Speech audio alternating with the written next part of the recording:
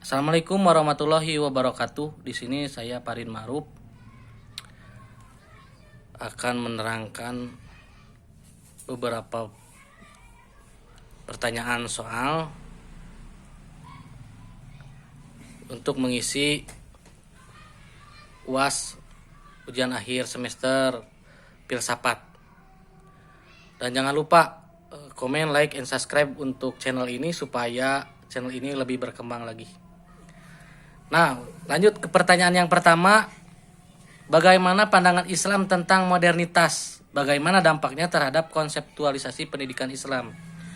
Di sini saya akan memaparkan bahwa yang pertama pertanyaan tadi, bagaimana pandangan Islam tentang modernitas?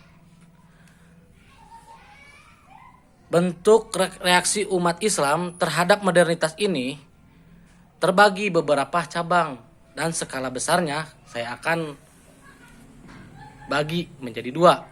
Yang pertama ada modernis dan yang kedua fundamentalis. Nah teman-teman, bahwa modernis ini adalah kelompok muslim yang taat dan berpengetahuan terhadap agama yang misinya ada tiga. Yang pertama, untuk menegaskan Islam dengan menjelaskan dasar-dasarnya yang rasional dan menekankan akal pikiran. Sesuai dengan konsep filsafat bahwa Islam itu harus ada, diterima, dan masuk logika melalui pemikiran-pemikirannya.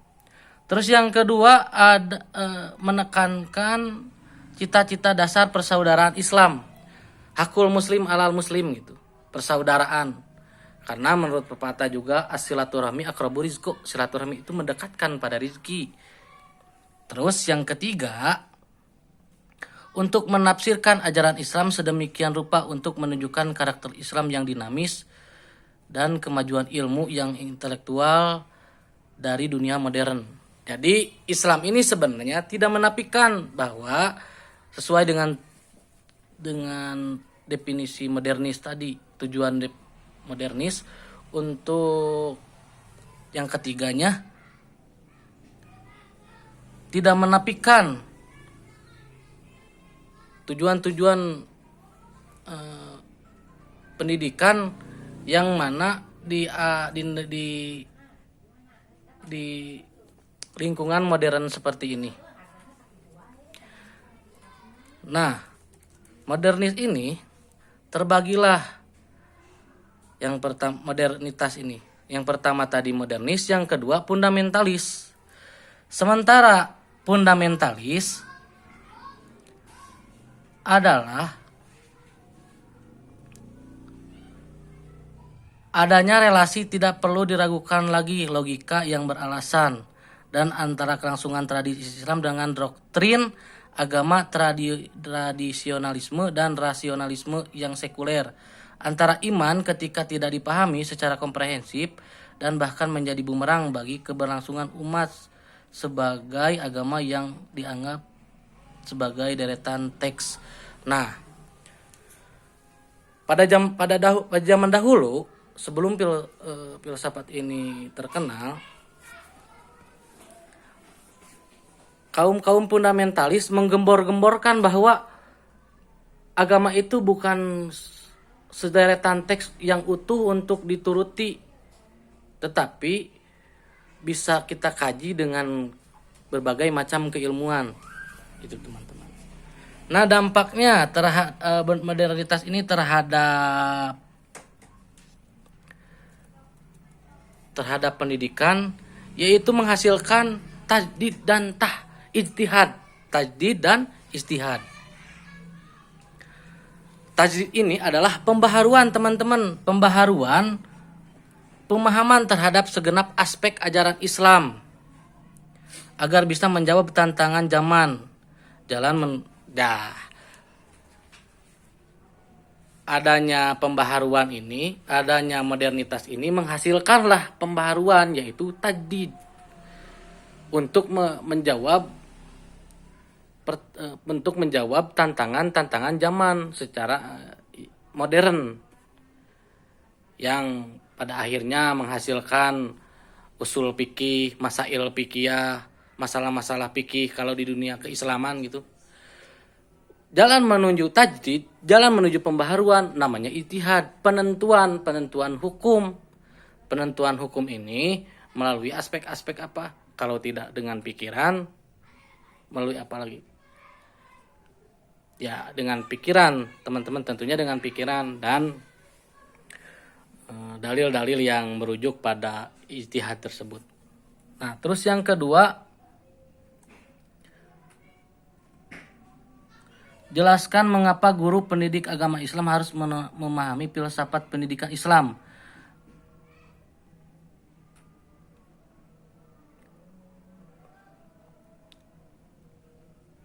Nah,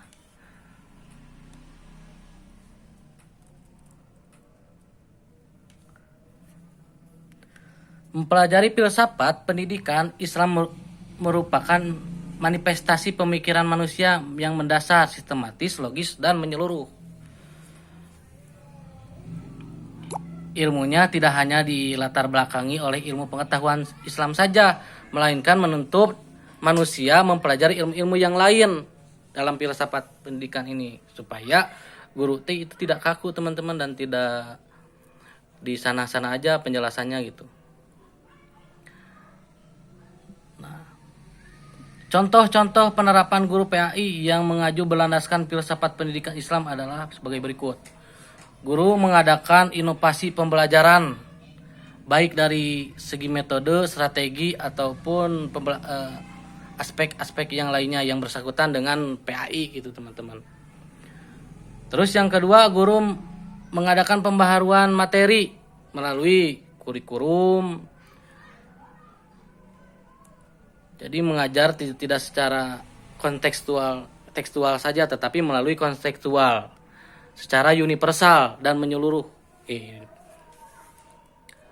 Yang ketiga, guru PAI senantiasa bersifat terbuka, inklusif, inovatif, dan kreatif. Ketika guru PAI memahami filsafat. Nah, itu contoh-contohnya. Dan yang ketiga, pertanyaan yang ketiga.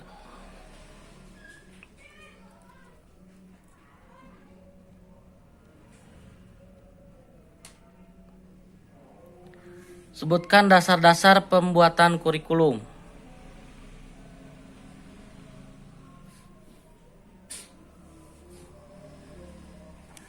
Yang pertama, dasar psikologis yang digunakan untuk mengetahui kemampuan yang diperoleh dari pelajar atau kebutuhan anak didik. Jadi dilihat latar belakang anak didik, kebutuhannya apa aja nih. Terus yang kedua adalah dasar sosiologis yang digunakan untuk mengetahui tuntutan yang sah dari masyarakat. Tuntutan yang dibutuhkan oleh masyarakat juga berdasarkan sosial masyarakat. Dan yang ketiga, dasar filosofis yang digunakan untuk mengetahui keadaan alam semesta tempat kita hidup. Jadi dalam pembuatan kurikulum ini melalui 3 aspek dulu. Yang pertama, dasar psikologis, dasar apa yang dibutuhkan oleh siswa. Yang kedua, dasar sosiologis, apa yang dibutuhkan oleh masyarakat. Dan yang ketiga, dasar filosofis, dengan apa yang kita lihat di dalam semesta ini. Nah, yang keempat, pertanyaan yang keempat.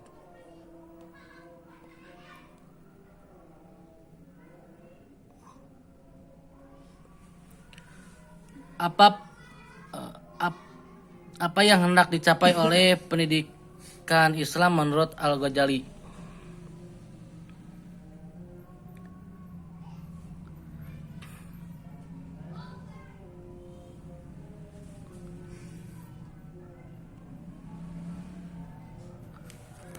Menurut Al-Ghazali di dalam kitab Aqidah Al-Muslim, tujuan pendidikan Islam adalah iman dan Islam.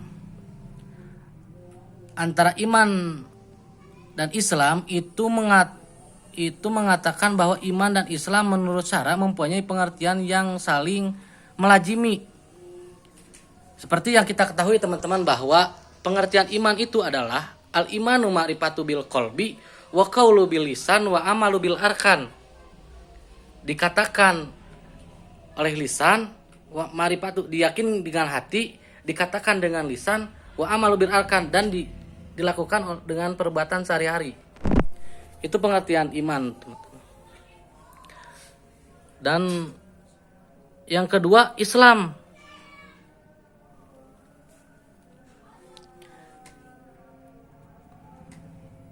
Islam seperti yang kita ketahui bahwa Islam itu selamat, teman-teman.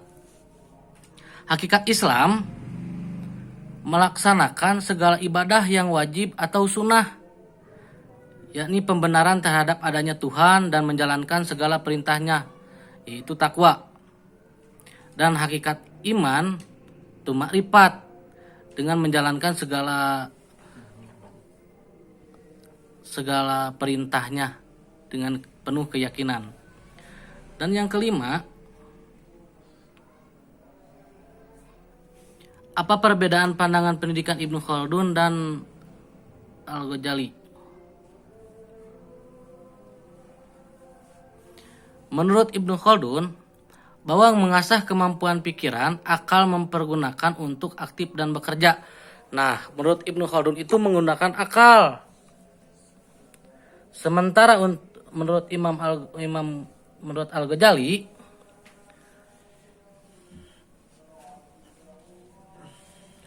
menurut Al-Ghazali,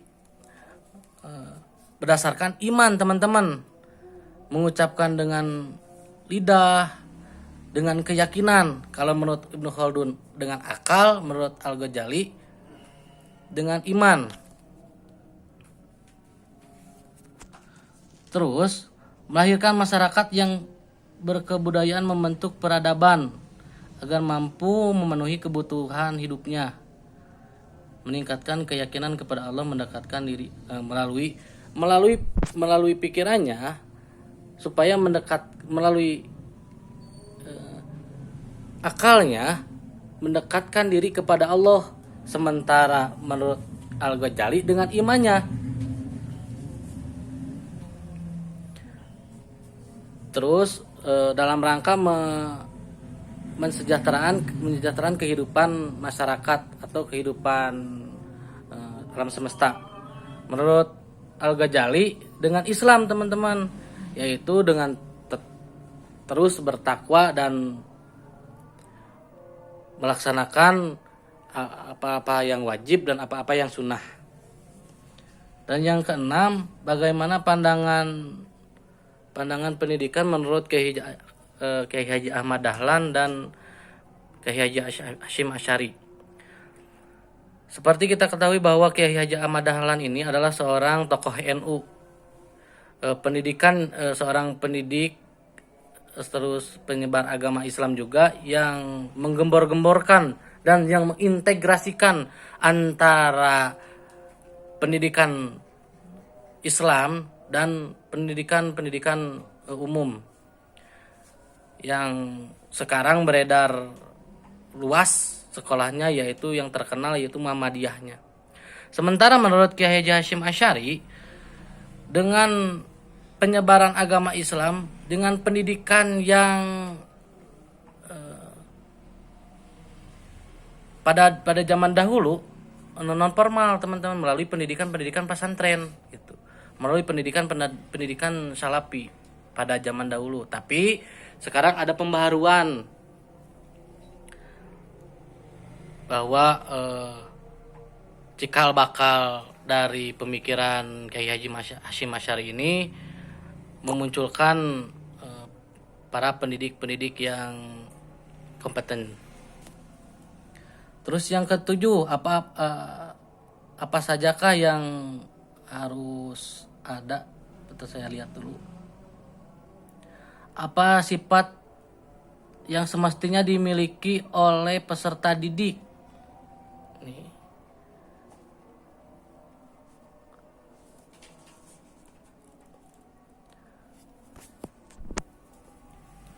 Menurut kitab Ihya Ulumuddin yang karangan Imam Al-Ghazali, bahwa peserta didik harus mempunyai sifat membersihkan jiwa,